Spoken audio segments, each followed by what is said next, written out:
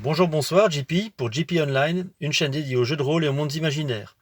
26e jour du RPGED 2021 avec le mot-clé théorie. Alors il existe beaucoup de théories sur le jeu de rôle.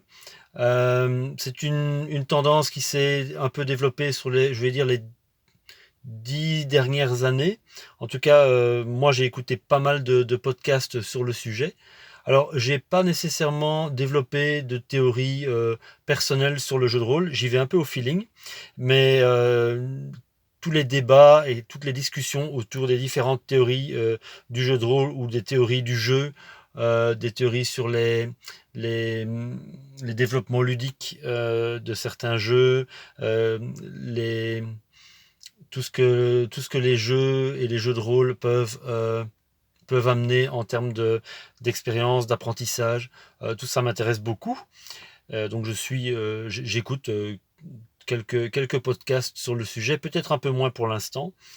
Euh, alors, quand moi je joue, je ne suis pas nécessairement attaché à une autre théorie. Je sais que certains théoriciens du jeu de rôle ont voulu, entre guillemets, classifier les, les différents jeux en montrant quelles sont les tendances. Alors, je crois que c'est ludiste, narrativiste ou simulationniste. Enfin, je me trompe peut-être. J'ai l'impression, moi, dans ma pratique, oui, dans ma pratique, que je mélange un peu tous ces genres et que j'adapte aussi ma manière de présenter un jeu et ma manière de jouer et au groupe et au jeu en lui-même. Alors, ça dépend aussi parfois de l'état d'esprit ou de ce qu'on peut attendre d'un jeu ou de ce qu'on a envie d'expérimenter dans un jeu.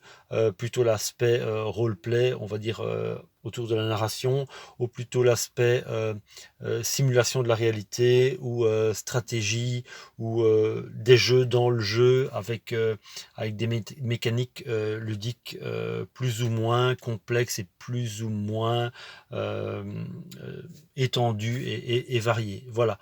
Donc, sans être un grand fervent des théories rôlistes, elles m'intéressent néanmoins. Je pense que c'est tout à fait bénéfique que des personnes réfléchissent et théorisent notre hobby. Ça permet aussi de prendre un peu de recul par rapport à notre pratique, de se remettre en question, d'essayer d'autres pratiques de jeu, de les aimer, de ne pas les aimer, ça on est libre et puis de continuer à évoluer. Donc pour moi, la théorie rôliste, pour la théorie, n'a pas d'intérêt nécessairement, mais plutôt dans un sens où elle nous permet de, de, de, de tester, d'essayer, de créer, de développer de nouveaux jeux et de nouvelles pratiques. Voilà. C'est ce que le mot théorie m'inspirait pour ce 26e jour du RPGED 2021. Je vous remercie pour l'écoute et je vous souhaite une bonne journée, une bonne soirée ou une bonne nuit, où que vous soyez. Au revoir.